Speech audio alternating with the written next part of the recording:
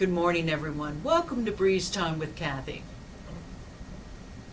It's a pleasure to be able to share with you this way every week, and I appreciate you tuning in and watching. It's December. It's cold. But of course, it's also Christmas time, and the decorations are going up all around the Hermitage, and they're up at my house, and I think we're all in a mood for Christmas to come just a little bit early this year, or at least the Christmas season that for many of us brings back so many warm and fond memories and positive feelings. We want that to brighten this rather dark time, not only in the bleak of winter, but also in the bleak of this pandemic. But as with the bleak of winter, there's the light of spring ahead of us, and in this pandemic, well, there's the promise of the vaccines and a better future ahead. It'll take time, but I am quite confident we will get there. So I would like to share with you some thoughts about a trip I took to the Holy Land. I've taken several, but I did want to talk about the Christmas story, and I thought I'd share with you the places that figure in the Christmas story. And we'll start off with the town of Nazareth. After all, that's where Luke starts to tell the Christmas story. This is a view of the modern city of Nazareth. In 2018, it had a population of about 77,000. Most of the citizens are Palestinians who have Israeli citizenship. Of the Palestinians, Israeli citizens who live there, almost just under a third, rather, are Christian, and the other third or other 2/3 are Muslim.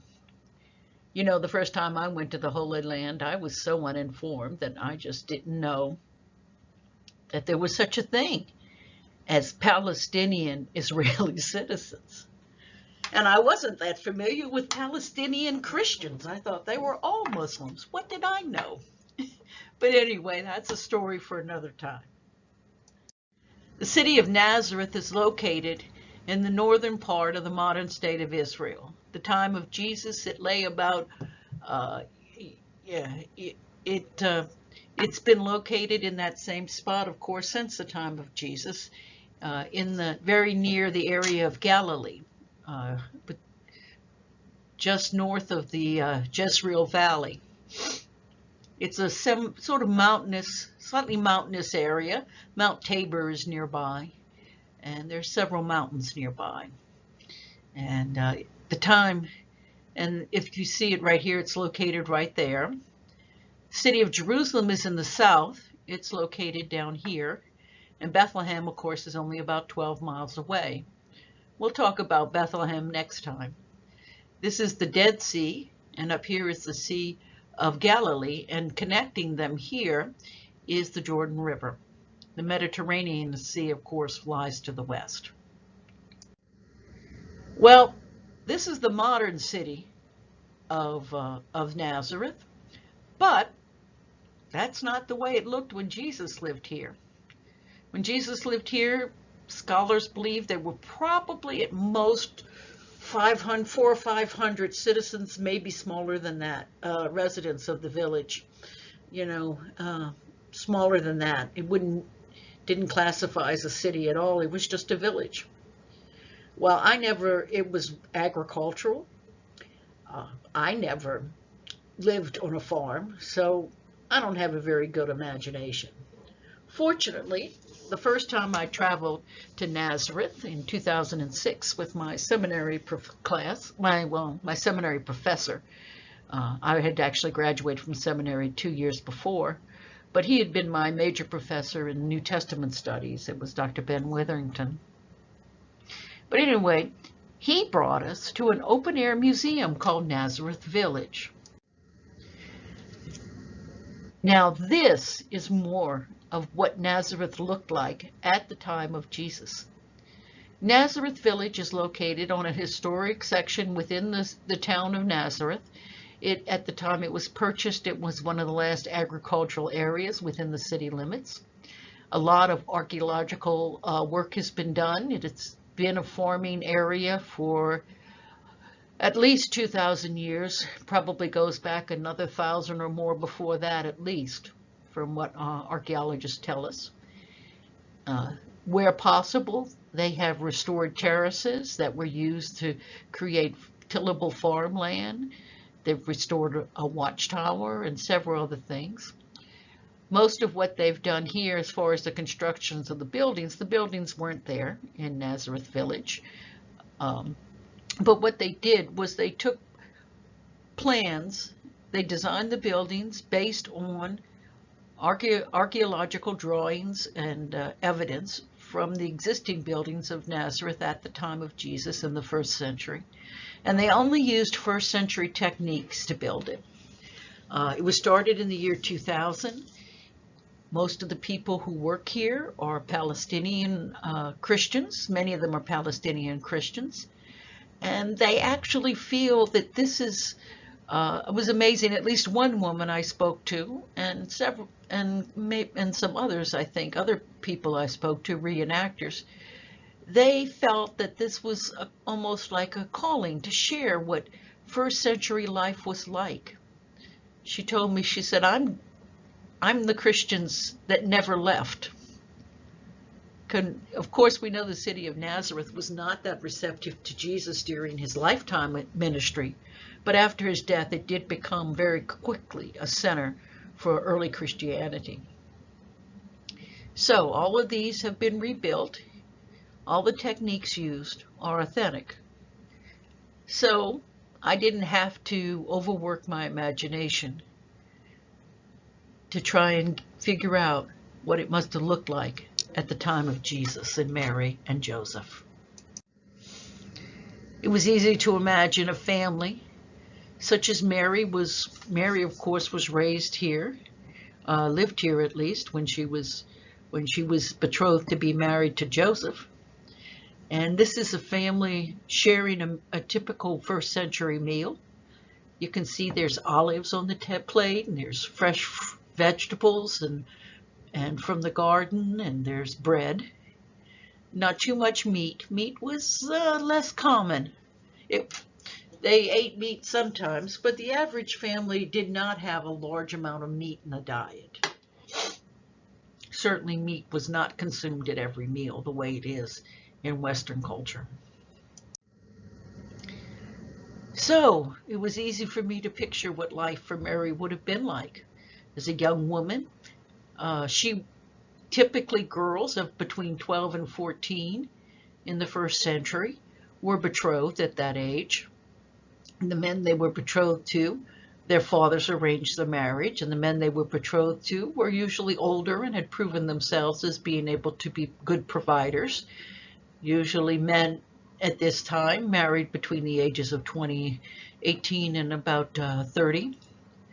And so Mary, of course, would have learned to cook and take care of the vegetables. She would have learned to spin the wool into yarn. This is what this Palestinian woman is doing. She's one of the reenactors. She's actually one of the ones who I spoke to at length. And she's a Palestinian Christian, and she's the one who told me that she feels that this is a mission in her life to be able to share what 1st century life was like for Jesus, for the Holy Family, and to be able to tell them, because her family traditions tell her she's directly descended from Christians who were converted at the time of Jesus. They're the Christians who never left. And so she wants to share her skills. She was really a very interesting person and quite sincere. Mary would have also, in addition to learning to spin, she would have learned to weave. Every 1st century Palestinian Jewish girl was taught these skills. They're all part of the homemaking skills. Now they had a carpenter there with using original tools. Everything done here is done using first century techniques. So it was quite easy for me to look and imagine Joseph, the carpenter, working in his workshop, teaching his trade. And to see all the first century tools, it would have been tools like this that Jesus and Joseph used as they worked with wood. The area has olive trees. These olive trees are very old, probably quite possibly 1,000, or this one right here we're looking at in the front is probably about 1,000 years old. The interesting thing about olives is that olive trees is that they say they'll live as long as they're cared for, and they continue to bear fruit. The oldest olive trees in the Holy Land are the ones that are preserved at the Garden of Gethsemane, and they are 2,000 years old, and they still bear olives. Olives and olive oil were a great staple of the diet at the time of Jesus in the first century. Of course, when it's time to harvest the olives, everybody in the village would pitch in together. And they do a good job here of giving you an impression of what first century life would have been like. These would have been the sights and sounds that Mary and Jesus and Joseph encountered every single day. So it's easy to understand why Jesus would use so many images that he grew up with, images that were related to in the scriptures. For example, Jesus told the parable of the sower, the weeds among the wheat. He told the parable of the seeds falling on fertile ground and hard ground and rocky ground and thorny ground. You know, he even used examples like the harvest is ready, but the laborers are few. This spoke to a language that common everyday people would understand. For me, I have to learn about it because I wasn't raised on a farm. But it would have been exactly what everyday people knew. Of course, there were animals to tend for, flocks of sheep here in the corner, and the other animals. This is a herd of sheep and goats. And those were staples. There again, cheese was common. They made cheese from the goat's milk, and wool from the sheep. And this, as I said, Jesus probably would have at times helped with the sheep too, whether Joseph owned any or not. Probably somebody did. Now, they demonstrated all these first century techniques. Threshing is something I didn't really understand until I was visited here at the Nazareth village. The wheat, of course, is harvested, and the kernels of wheat that you want, the real grain itself, is only in the heads of the wheat, and it's in a husk. Now, you can't quite, considering there's so many and so small, it's not like bananas, which you just sit there and peel the skin off, or nut, which you crack. This is harder. They're small and they're little.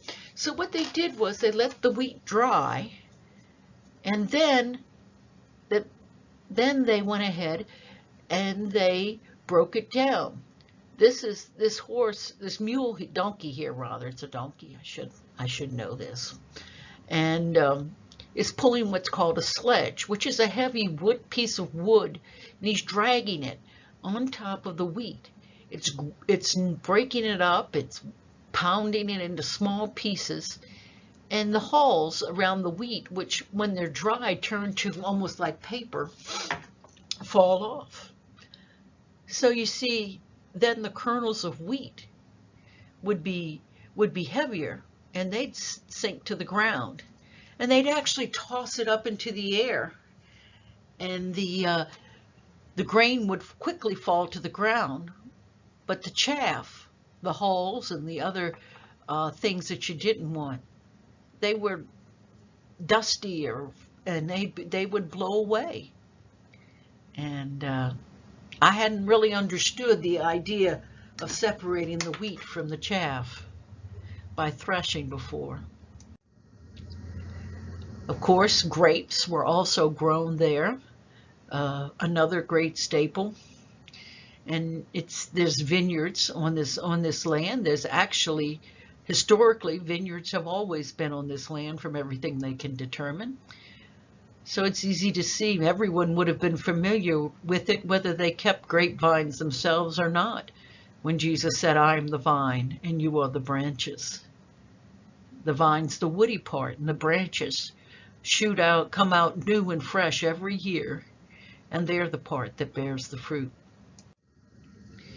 This is a watchtower. It's actually reconstructed on an original watchtower that was right here on this piece of property. And there again, they used first century techniques. Watchtowers were set up in vineyards, and if you remember, Jesus told the story about a man who planted a vineyard. He put a fence around it. He dug a pit for a wine press, and he also built a watchtower. And actually, this is a pit. The people are standing in a pit for a wine press. And this is an original, on the property, an original first century, possibly earlier, wine press. And here the reenactors are pressing the grapes and letting the juice run off right here and collecting the juice, which will, of course, be turned into wine. And it was a time when there was usually a festival associated with harvest. See how the grapes would be crushed here, and the juice would overflow into a lower pit, and there the juice would be scooped up. They also built a synagogue. There was originally not evidence of a synagogue on this land, but this is a synagogue that is there in original Nazareth, and it would have been, and they reconstructed it based on the archaeological design of that synagogue. And so would have been the place where Jesus and Mary and Joseph would have all worshipped. It was the place where Jesus opened the scroll and read from the scriptures, and where the people were shocked in Nazareth, and they turned against him. And Jesus said that a prophet is rejected in his own country. But the inside was simple. This was not a wealthy city, after all. This was just a small village. But a synagogue was an important place, and it was easy to picture, with the help of the reenactors, what it must have been like as Jesus learned his scriptures, his Torah, and learned to read in Hebrew when he was a boy. And I saw this young girl, and I was really impressed with her, because you know what? She looked to me to be about 12 to 14 years old, the age that Mary was when the angel Gabriel appeared to her. The age girls were typically betrothed, and so it's highly unlikely Mary was any older than 14 or 15 at the max. And I can just imagine her there, not knowing what God has in store for her. We'll ask her to be involved with. Well, that's the image of, now that I have those clear images in my head, then we went to the church, the Basilica of the Annunciation. And this is the Roman Catholic Church. It is huge. It's one of many churches that have been built on this site. And it is the place that the Roman Catholic Church believes but Roman Catholic tradition rather states is the place of Mary's house. It's built over a first century house, and believes is the place where the angel Gabriel appeared to Mary and announced to her that she'd been chosen. to be the mother of God, the Messiah. It's a very impressive church. It's modern, as you can see. Well, modern, I suppose. I think it was built in the 60s, 70s, something like that. And it is tremendously huge. That's why they call it a basilica. Most of the time, basilicas are even bigger and more important than cathedrals. Here I am, back in 2006. I'm standing in front of the signs that announce it. It's the Basilica of the Annunciation. The interesting thing is that every sign that I saw in Nazareth and throughout most of Israel were in 3 different languages. They were written in Hebrew, in English, and then in Arabic. The house, the first century house, is believed to be the place where, its tradition says it's the place where Mary lived with her parents. It's where the angel Gabriel appeared.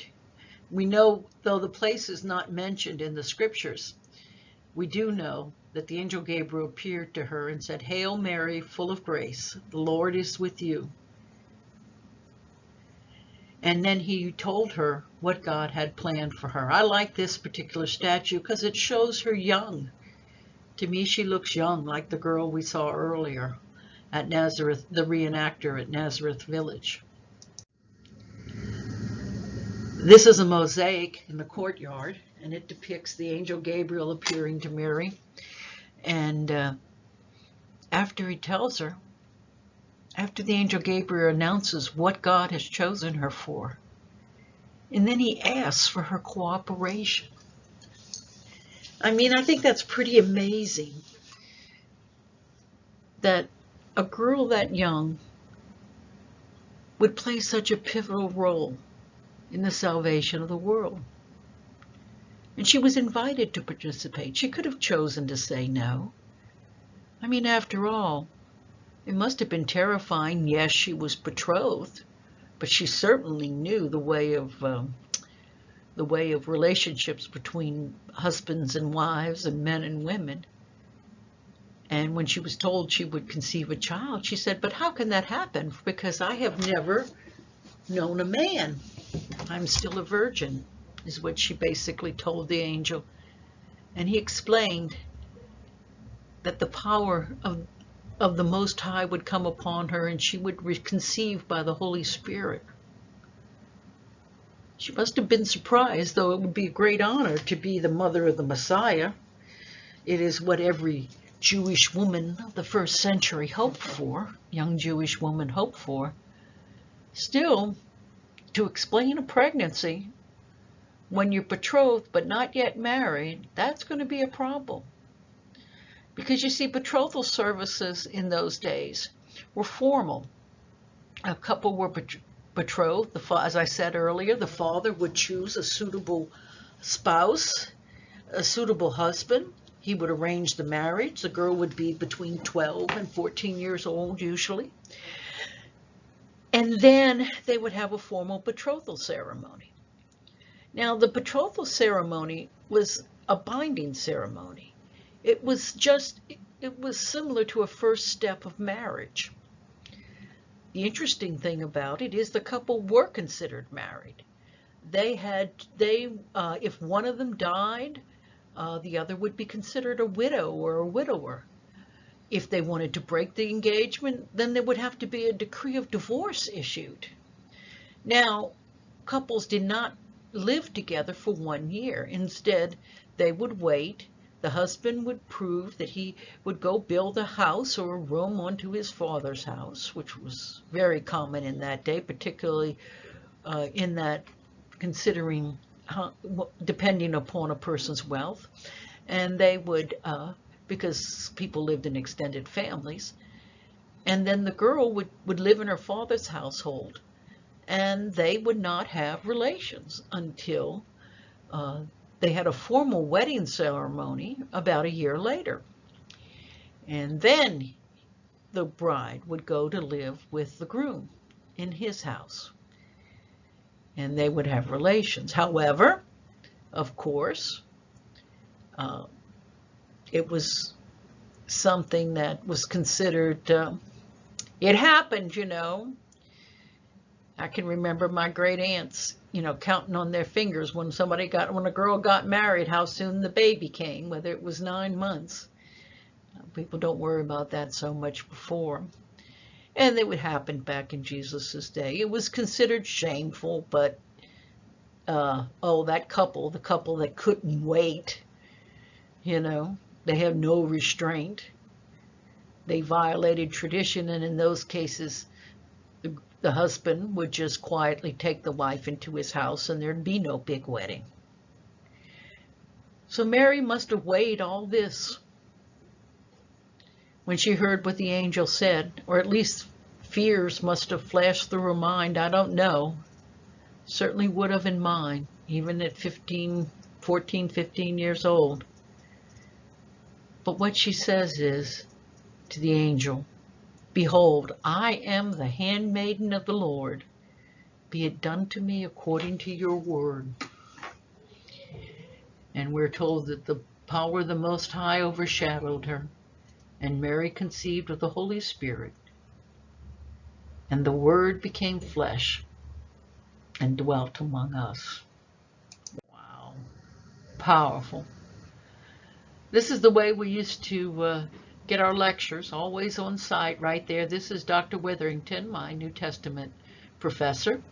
And actually, this is the guide. He owns the tour company. His name's Mike Sayad. I got to know him well after this trip because I ended up traveling with his company for the 10 or 11 pilgrimages that I led myself as spiritual leader.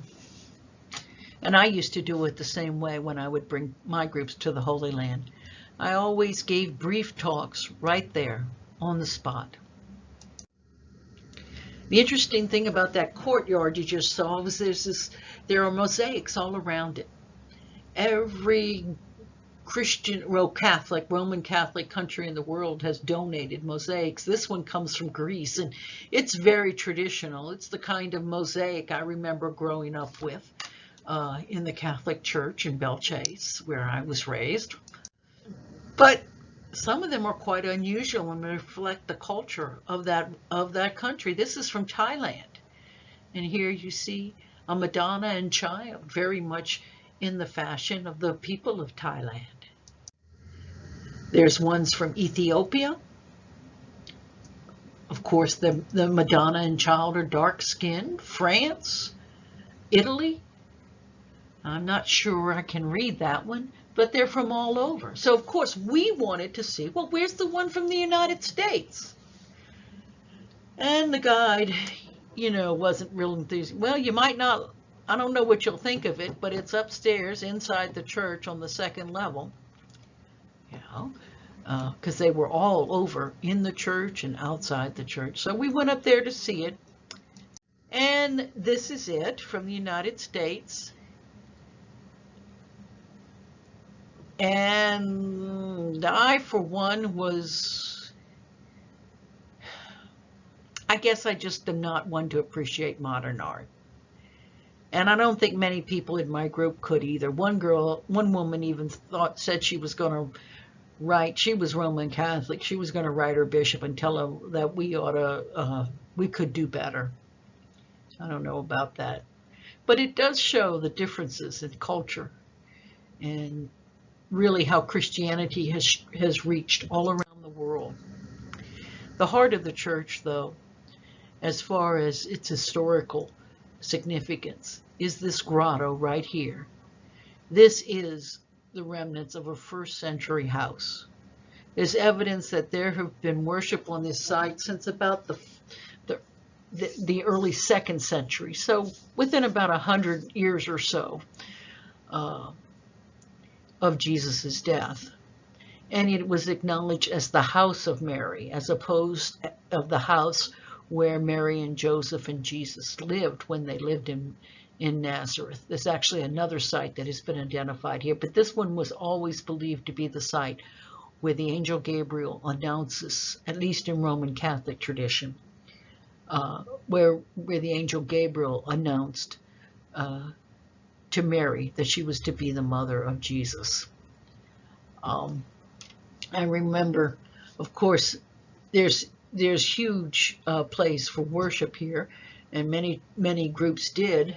Now, I'm United Methodist, but among the groups I've had, I've often had Roman Catholics travel with me, and though they've always participated with my worship services and enjoyed the talks and the lessons I would give, they did want to attend Mass, and so I tried to let them attend Mass whenever I could to arrange for them.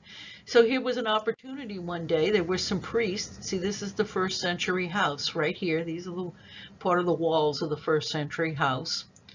And there is inside the grotto, which is relatively small, there is another altar that is supposed to be actually within the house itself. And I saw some priests preparing to say Mass, and I asked if my Roman Catholic couple could join them, and he invited me to come also. And it ended up that there we were in this little bitty place, and there were 14 priests, and my Roman Catholic couple and me. They were very impressed, and it was extremely meaningful for them to be able to go to Roman Catholic Mass and receive Roman Catholic communion there in the grotto itself, in the place where tradition says Mary lived and Gabriel appeared to her. Of course, there are other traditions that talk about where this event occurred. In a 2nd century document, there is a story about Mary. It gives details. It's hard to know how historically accurate it is, but it does give details about the childhood of Jesus. Scholars just aren't certain how much of it is accurate. It was the earliest it can be traced is into the 2nd century. But it does talk about that Mary had gone to draw water from the well, and it was there that Gabriel first spoke to her. And then he spoke to her again when she returned to her home.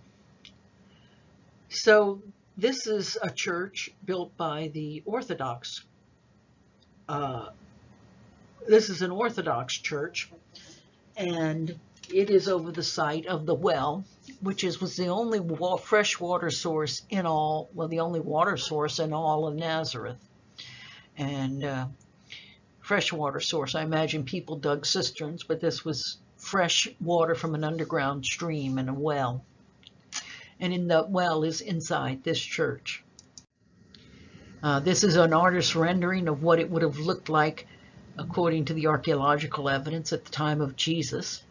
This would have been, drawing water from a well was women's work, so Mary would have done it as a girl. And then later on, when Jesus was too little to go to help Joseph or to do other things in the village, and he was still with his mother Mary, he would have come with her when they drew water here at the well, much like this child is going with his mother in this depiction. You can still see the fresh water down here in the bottom of the well, and there's an underground stream that flows through there, so the water is actually very fresh, very cold, and still drinkable. And it's kind of a fascinating thing to think you can still drink the same water from the same well where the Holy Family, Mary, Joseph, and Jesus, all drew their water every single day that they lived in Nazareth. Well, I couldn't resist, so I drank the water too. It's pretty powerful. Our trip to the Holy Land, to Nazareth, was a wonderful thing, and I really thought about what it must have been like for Jesus and Mary and Joseph living there at that time.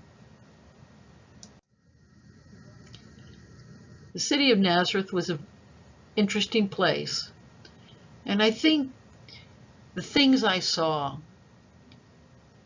as far as in Nazareth village helped me understand the scriptures in a new light, and to see a little more depth. It's like it sort of fleshed them out. And I said before I went to the Holy Land, I read the Bible. I knew the Bible, but it felt like it was